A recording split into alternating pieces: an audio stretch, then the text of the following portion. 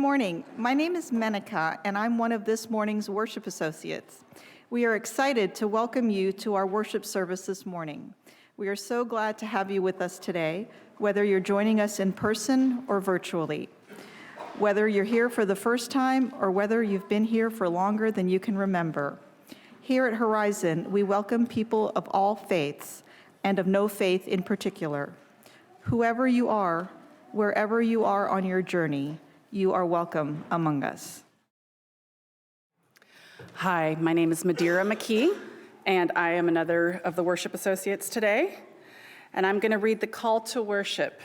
It is A Flame to Light Our Path by Deborah Burrell. Fire consumes and casts a bright light. May our chalice flame consume our regrets of the past, our fears about the future, and our worries about today. May it light for us a path of joy and peace. Come, let us worship together.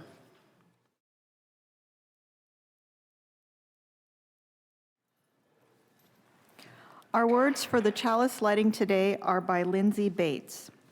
To face the world's shadows, a chalice of light. To face the world's coldness, a chalice of warmth. To face the world's terrors, a chalice of courage. To face the world's turmoil, a chalice of peace. May its glow fill our spirits, our hearts, and our lives. Please rise as you are able in body or in spirit as we say our affirmation. Love is the doctrine of our church. The quest for truth is its sacrament, and service is its prayer. To dwell together in peace, to seek knowledge and freedom, to serve humanity in harmony with the earth. Thus do we covenant together. Please remain standing for our opening hymn, number 178 in the gray hymnal, Raghupati Raghava.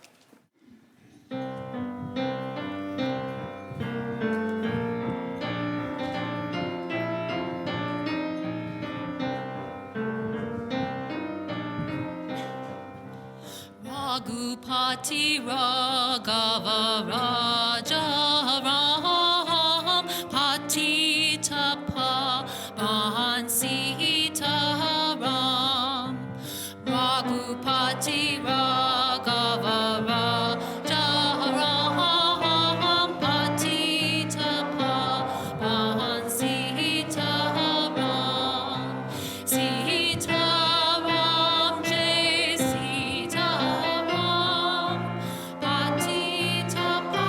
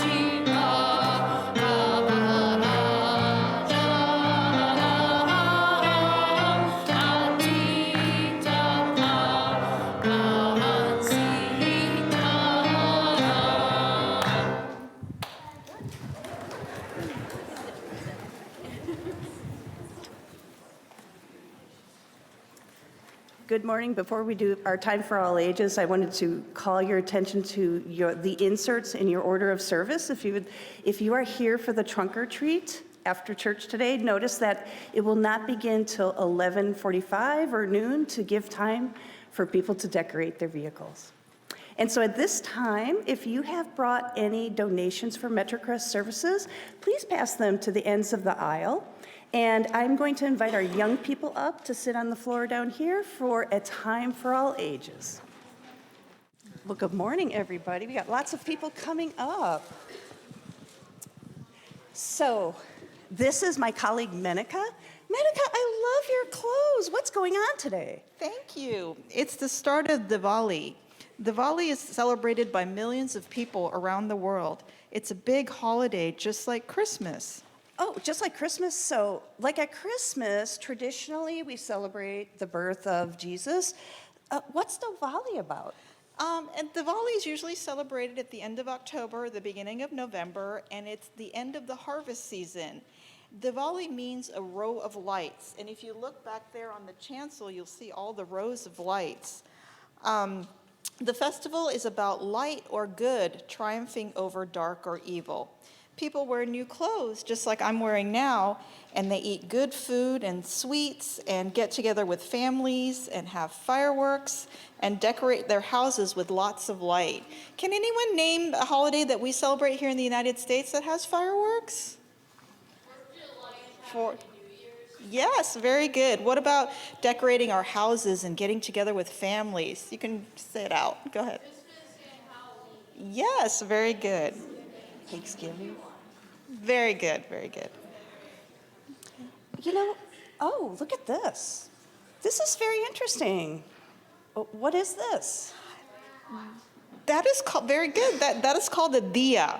It is an oil lamp and it's made of clay. And it's like a candle that we have here. And Diwali is usually celebrated, it starts on a day when there's a new moon, so it's really dark outside. So lighting the diyas or lamps during Diwali season is an important tradition. In the pointed end, can you show them the pointed end, Lauren? They put cotton soaked in oil, and then they light the cotton, and because of the oil in the cotton, it burns. Again, you can look at all the diyas that are behind me in a row. So this is so interesting. I want to know more. Can you tell us more, please? Sure. The diya also represents the light that we have inside of us. The more diyas we light, the more good qualities or light that we can have inside of us to drive out the dark or bad qualities like anger or greed or jealousy. Diwali is about letting the light inside of us shine so that we may help others. So, all this talk about light and everything reminds me of our Unitarian Universalist symbol, the flaming chalice.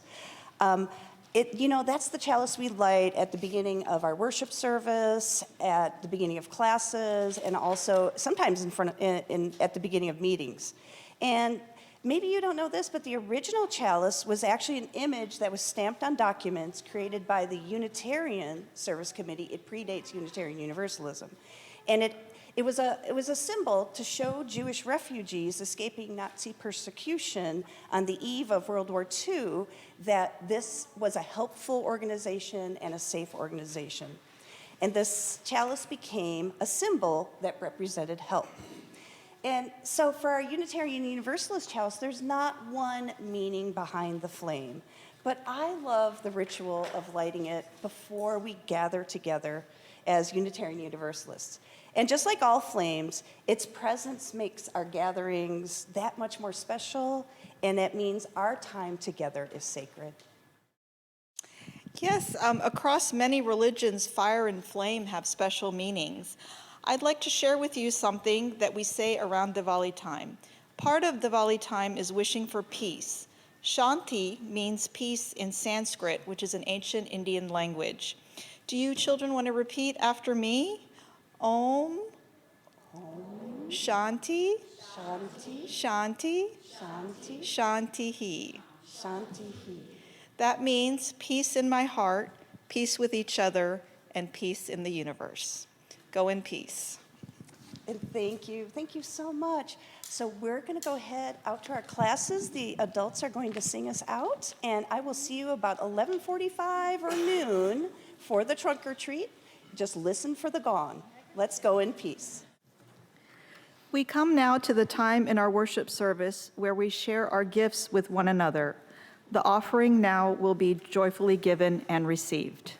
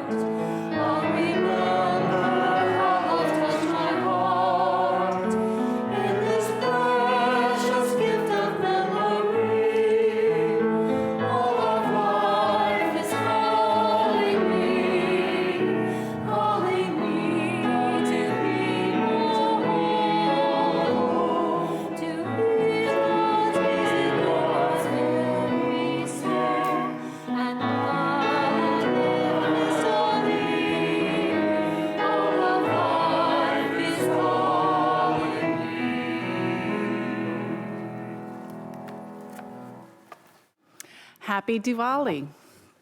Happy Diwali. You're probably familiar with Namaste. And Namaste, we just rediscovered during the pandemic because it's a touch-free greeting. But also, it's one that means I bow to the divine within you, okay? The light in me recognizes the light in you, and we acknowledge each other's divinity. Today, we are celebrating Diwali.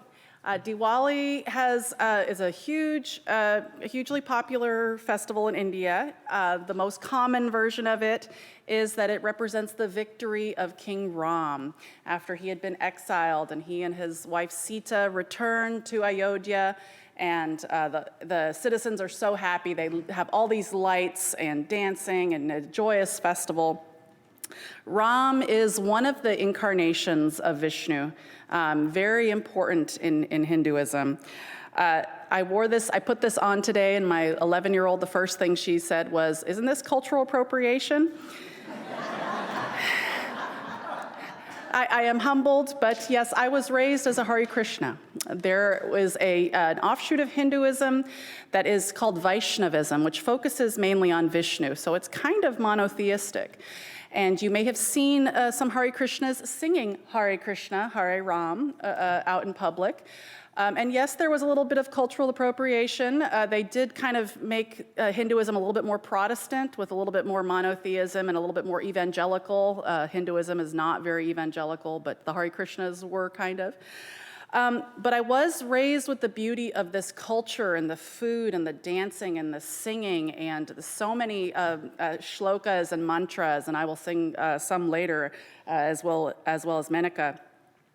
But I just wanted to say that, just make a little bit more of a reference to Ram, because King Ram, the idea in Hindu culture is that Ram represented the perfect human and the perfect king, and the idea of living a beautiful society. The legend was that when Ram was king, that the earth just opened up her bounty, that nobody had to mine or dig or plant or farm. The earth, Mother Earth would just give, because Ram was so righteous and because Ram was such a good son and husband. And so he's remained an ideal in India's culture. The legend goes that Gandhi's last words were, "Hey Ram." Okay. Unfortunately, Jai Shri Ram has also been co-opted by Hindu nationalists, and there has been conflict in Ayodhya over Hindus and Muslims trying to establish who's in charge.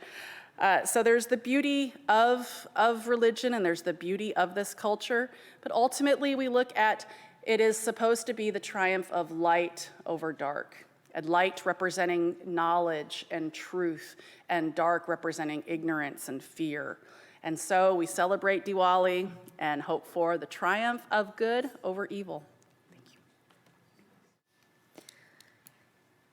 So now we'll have a time of meditation, joys and sorrows, and spoken prayer. So please get into a comfortable position and close your eyes if you wish to. Imagine a lit candle in front of you, and that you are softly gazing at the flame. Breathe deeply. Picture the flame that is burning brightly in your heart. Continue to breathe deeply. Meditate on your innate brilliance, your innate goodness, and your innate wholeness. Let your heart open wide and embrace your inner light.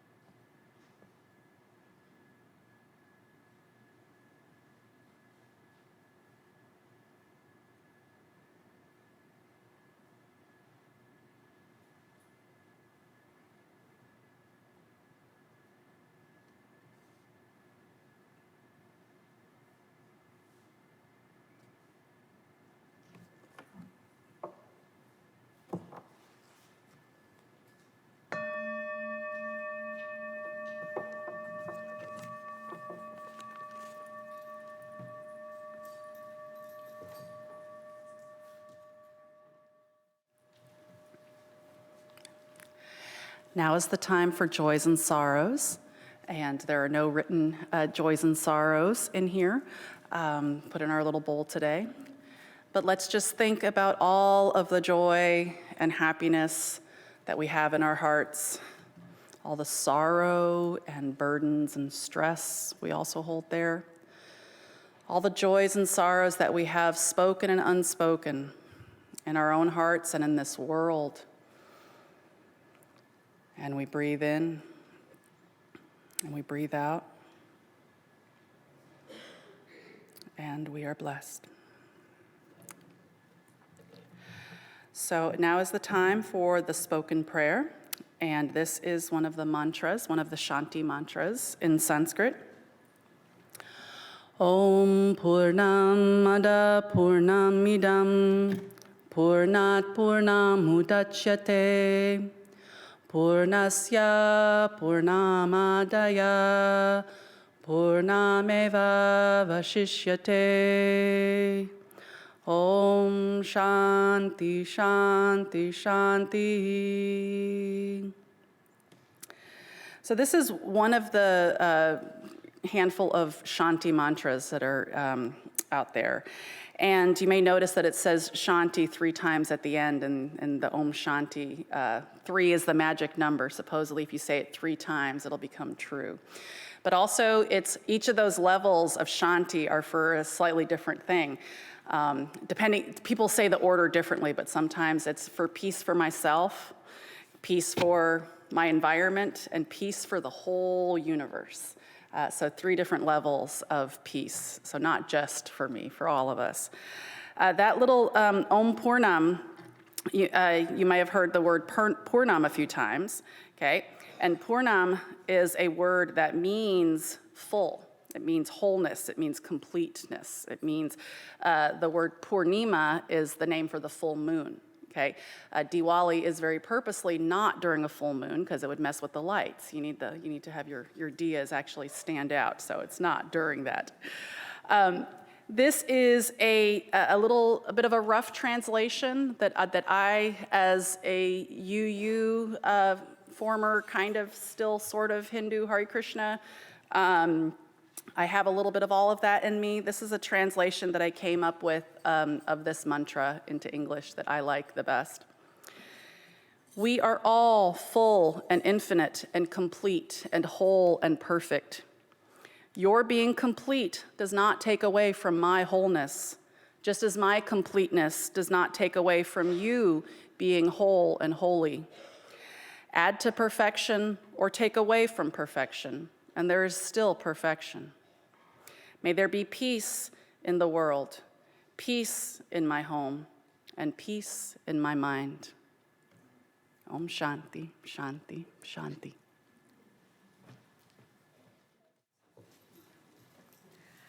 Please remain seated for our responsive hymn, Spirit of Life.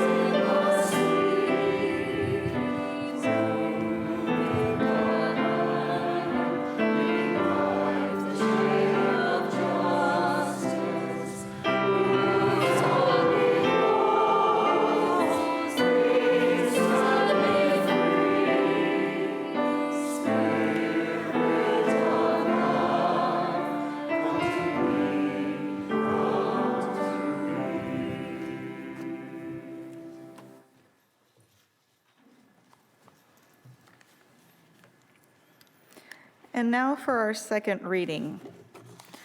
All that we have been, all that we will become, adapted by Leslie Ohuva Fales. All that we have been separately and all that we will become together is stretched out before and behind us, like stars scattered across a canvas of sky. We stand at the precipice, arms locked together like tandem skydivers, working up the courage to jump. Tell me, friends, what have we got to lose? Our fear of failure? Our mistrust of our own talents? What have we got to lose? A poverty of the spirit? A lie that we are alone? What wonders await us in the space between the first leap and the moment our feet, our wheels, however we move our bodies across this precious earth, touch down softly on unknown soil? What have we got to lose that we can't replace with some previously unimaginable joy? Blessed are you, Spirit of life, who has sustained us, enlivened us, and enabled us to reach this moment. Give us courage in our leaping and gratitude in our landing, and share with us in the joy of a long and fruitful shared ministry together. Thus ends the reading. My name is Warren Spiker. I'm a member of the Horizon Search Committee, and I'm going to give you your next minister, eventually, hopefully. As a member of the Search Committee, we're working really hard, as you all know, to bring what Horizon has, what it is, who we are, to offer and to share with the brighter world. And hopefully we can understand ourselves as we go on this journey to search for a new minister and to explain what we want to see in our path forward as a church. As part of that journey, we've done a lot of surveys, and thank you very much for that. We think we may know ourselves really well by now. But we're going to continue to press, and we are sponsoring a workshop 2 weeks from now.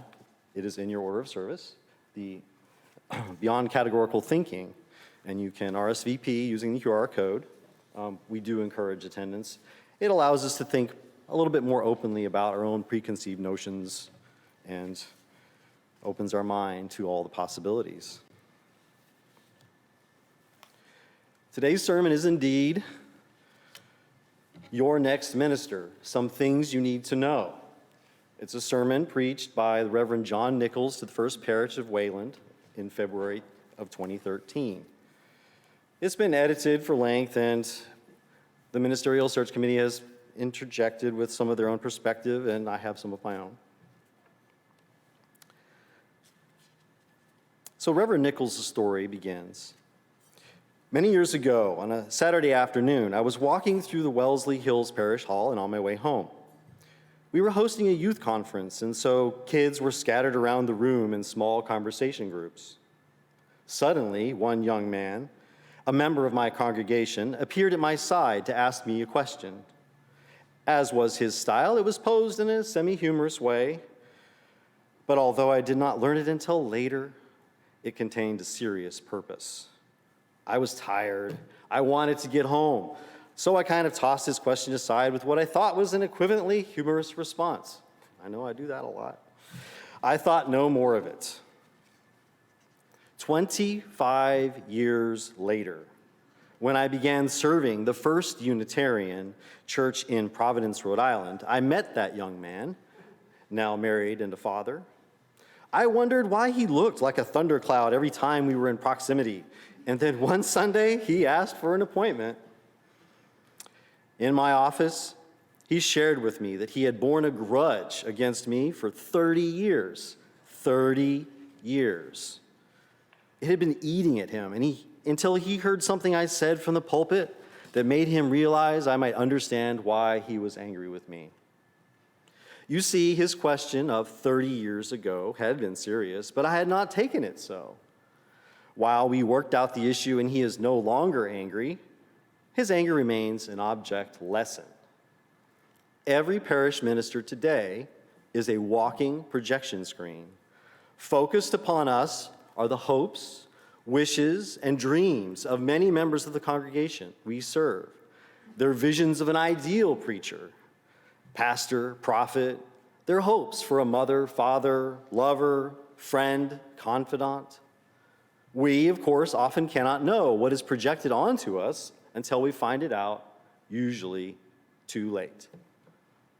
Along these lines, nearly every congregation that is looking for a minister this year is looking for a community builder, someone who will help them build here in their church the loving, forgiving, indulging, creative, redemptive community that has eluded humankind for generations. This too is projected onto the new minister.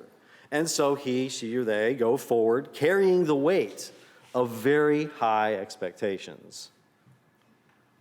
And now even 10 years on, after a pandemic, the toxicity of our politics, such as the horrible, cruel decision by the Supreme Court, the climate crisis, so much more, our expectations are even higher as we look for someone that can bring us hope and help us change the world.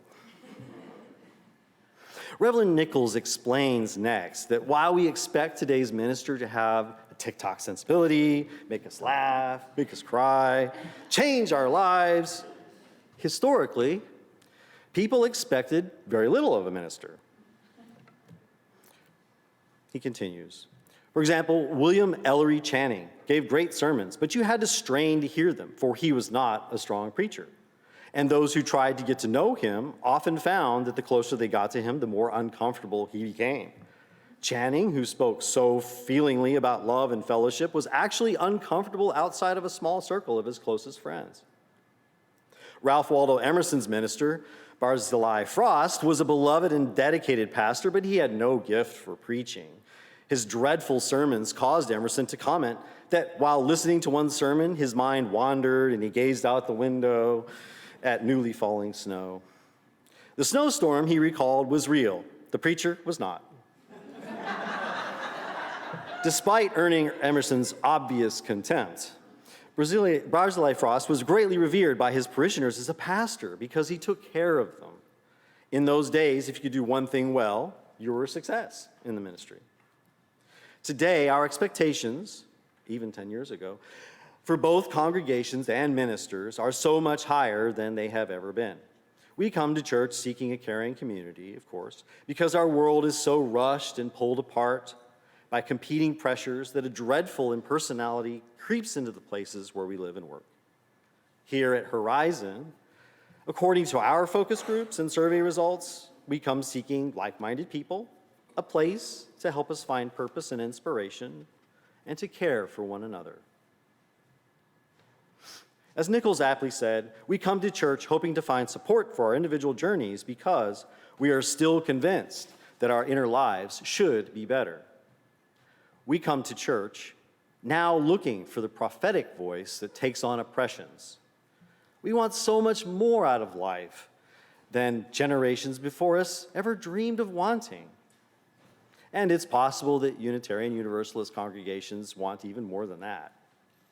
We build ourselves up with great hopes and with great potential for disappointment. So what should we know and how do we act to prepare for this next minister in order to avoid that disappointment and to have a satisfying and fruitful relationship with them? Reverend Nichols continues. When a UU congregation goes in search of a new minister, its search committee creates detailed information to share about the congregation to the prospective candidates. It's all very organized.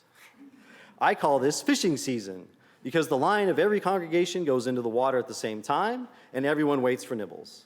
Our search committee is currently in the process of this, and our bait will be submitted at the end of November.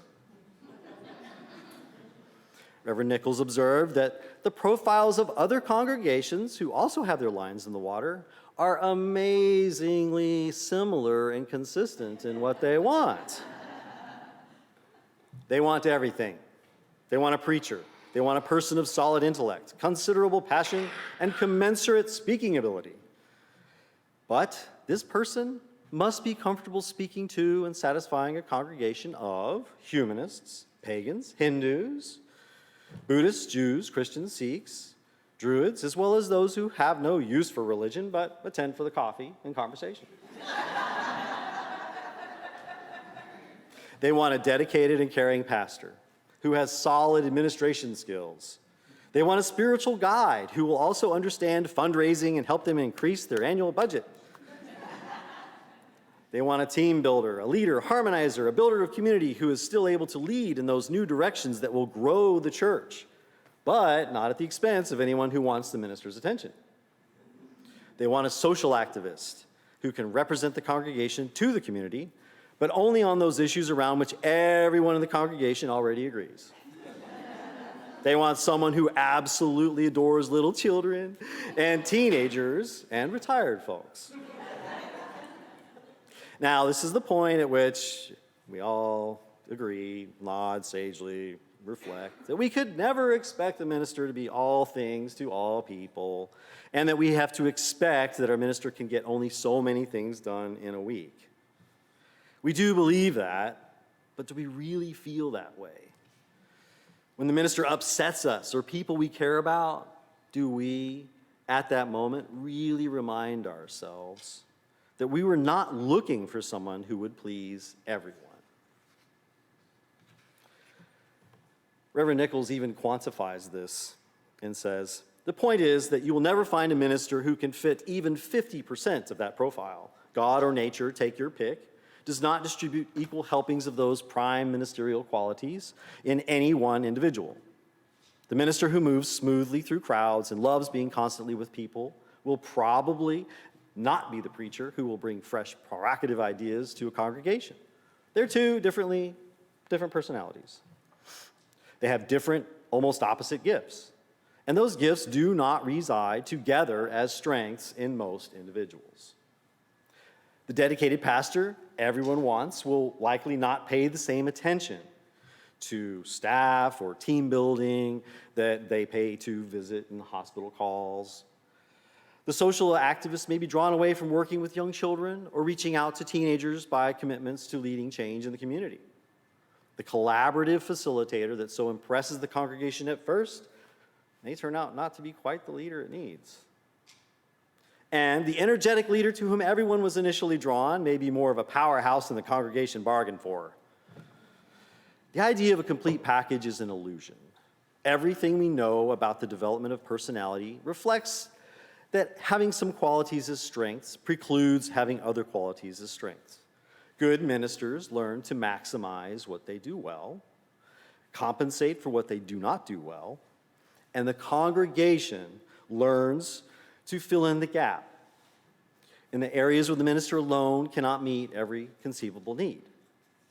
That's why good ministers are successful. They have the help of the congregation to compensate for what they do not do well. They have a working, shared ministry. So here's one of the things we need you to know. The complete ministerial package is an illusion. It doesn't exist in anyone.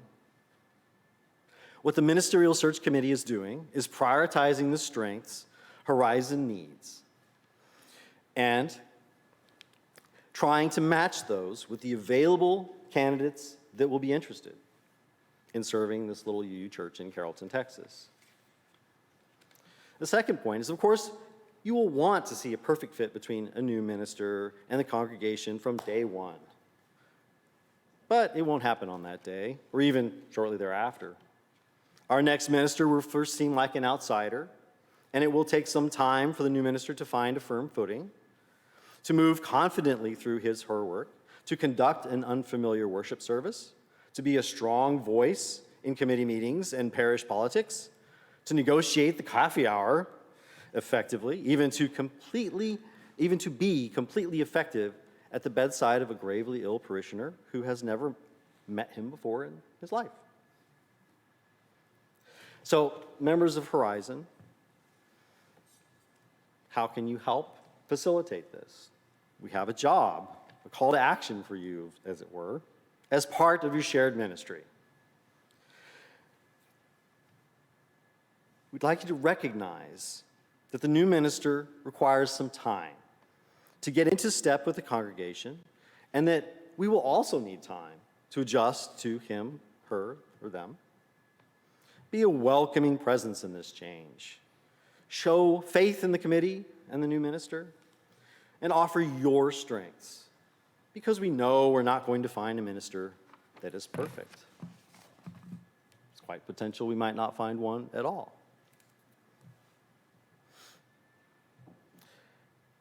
Back to Reverend Nichols. You will not get all of the requisite ministerial qualities in one person, and that does not mean you have a defective minister. It does mean that there is plenty of room for the ministry of the congregation to take hold and do very exciting work. You will not get someone who will be a perfect fit. You will not get someone you will fall in love with right away, nor will you find someone who will be able to love you right away. Again, it takes time. There is no perfect minister, but there are good enough ministers. As part of the shared ministry that is Horizon, you should recognize the demands of the modern ministry. Remember, our hopes for modern professional ministry are so high that ministers will fail them routinely. And since ministers also have high hopes that they place on themselves at some level, they may be just as disappointed as their parishioners sometimes are in them. Thus, the modern professional ministry is made possible only by strong lay members who are able to be critical when necessary while remaining supportive of their minister as a person with strengths and weaknesses. And I'd also like to reflect, this is a lot. And in listening to Menica and Madeira, it is something that feels like we want to do something.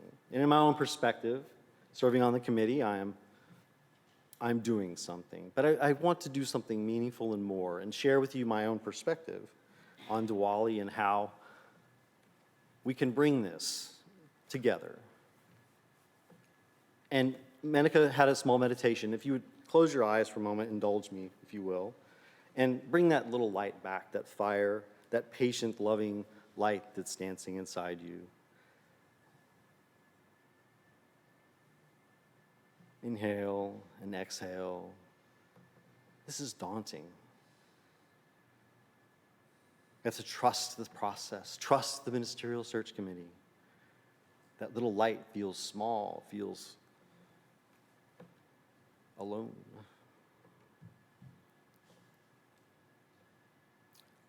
Out of this darkness, that is this trust of something new, something unknown, something will come. Focus on that small light inside. Take in a deep breath and exhale. Give it the oxygen of life. That fire will flicker with anticipation. It dances, it grows. What kind of fire does it become in you? Does it dance to your extremities, becoming the energetic fire of action for a cause? Does it become the blue, clear, singular burning fire of knowledge and teaching in your mind, bright as the sun? Or the warm, crackling fire of a hearth in the winter, embracing all? It may be the slow but intense embers of the blacksmith's forge, glowing cherry red with an intensity strong enough to change and shape iron. These fires are the light and energy of our commitment to each other and to Horizon, and this chalice and what it represents. This is our shared ministry, individually and collectively. Choose the light of your fire. Hold it in your mind's eye with the others, purposefully, lovingly, those around you. And as you breathe out, send it from your body, send it up here to this chalice. And imagine joining another new fire of our soon-to-be-known minister, joining with all the beauty and wonder and energy, the fires of your commitment to this church and our covenant together, into one whole, shining brightly. That combined commitment to each other and to Horizon will light our way and push away the darkness. Open your eyes.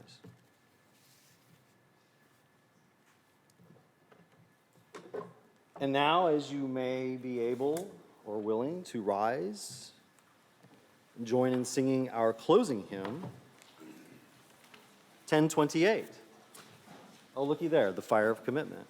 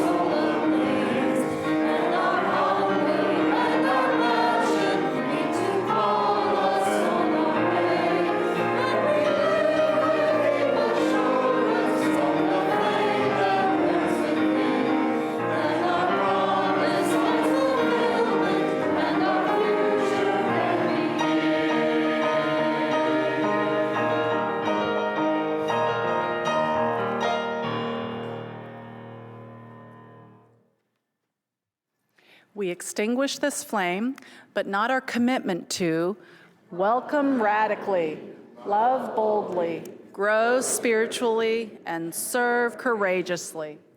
This we do because we envision a beloved community filled with compassion, helping all to thrive in a just world.